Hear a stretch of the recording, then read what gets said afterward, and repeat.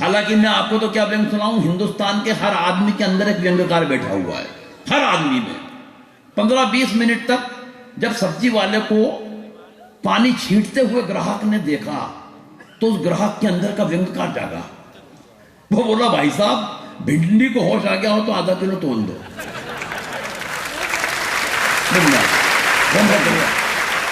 भिंडी को होश आ गया हो तो देखो। और बारीक व्यंग बताता हूं, और बारीक। एक 90 साल के बुजुर्ग को फोन आया कि हमारी फला फला कंपनी के शेयर खरीद लो, 3 महीने में पकते ही पैसे दोगुने हो जाएंगे। वो बुजुर्ग ने उसे जवाब दिया, बहुत बारीक है लेकिन पहुंच गया तो मजा दे देगा। बुजुर्ग बोले, बेटा मैं उम्र के उस पड़ाव पर हूं कि केले तक कच्चे नहीं खरीदता।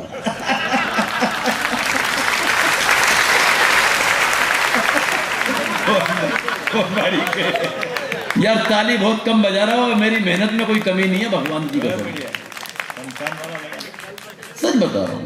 व्यंग सुनो, स्वागत। ये दिक्कत है देश की। कई देश इतराते हैं कि हम बड़े फन्ने खाए हैं। न्यूटन एक इंग्लैंड के वैज्ञानिक हुए, उन्होंने एक सिद्धांत बना के बताया कि कागज पे वजन रख दो तो कागज हिलता नहीं है। आम गांव यहां कागज पे वजन रख दो, उसके बाद कागज हिलता है।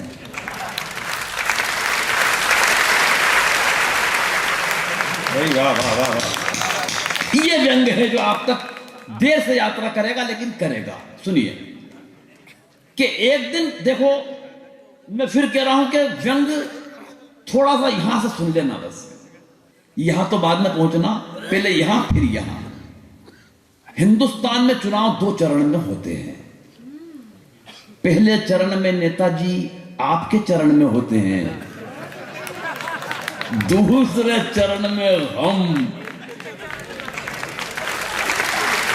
नेताजी के चरण में होते हैं, मगर वे कमबख्त ऐसी गहरी नींद सोते हैं कि फिर हम कहीं के नहीं होते हैं। बस ये व्यंग है। अब सुनिए व्यंग, इसके बाद हम सुनते हैं भाई सुदीप भोला कि एक दिन खुल गए शहर के भाग हमारे। एक मंत्री जी शमशान घाट के उद्घाटन के लिए पधारे हैं। वाह, बहुत बढ़िया। आइए सर, जल्दी बैठ जाओ वरना कविता शमशान में चली जाएगी। एक दिन खुल गए शहर के भाग हमारे, एक मंत्री जी शमशान घाट के उद्घाटन के लिए पधारे। उद्घाटन की पहली रस्म पूरी कराई गई। एक जलते हुए मुर्दे को बुझाकर मंत्री जी के हाथ से अग्नि दिलाई गई। ये आग में जब तक भी लगा सकता हूं जब तक मिलके सब ताली नहीं बजाएंगे। मैं मुर्दे को झुलस भी सकता हूं। एक जलते हुए मुर्दे को बुझाकर मंत्री जी के हाथ से अग्नि दिलाई गई।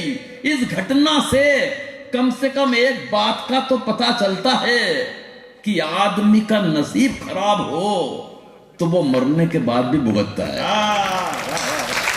आदमी का नसीब खराब हो तो वो मरने के बाद भी भुगतता है।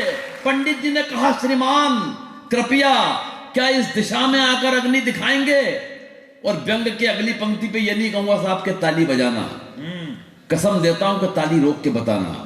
एक हाथ से दूसरे हाथ को पकड़ लेना कि न बजे, लेकिन दूसरा हाथ पहले हाथ से हाथ छुड़ा ले तो इस पूरे सदन में अभी तक जितनी ना बजी हो, इन खाली कुर्सियों की कसम है आपको, उनकी जवाबदारी भी आपकी दे रहा हूं। खाली जो चले गए लोग उनकी भी, लेकिन मैं जानता हूं कि बजेगी पंक्ति। जिंदगी की सर्वश्रेष्ठ पंक्ति व्यंग की आपके हवाले कर रहा गोविंद राज।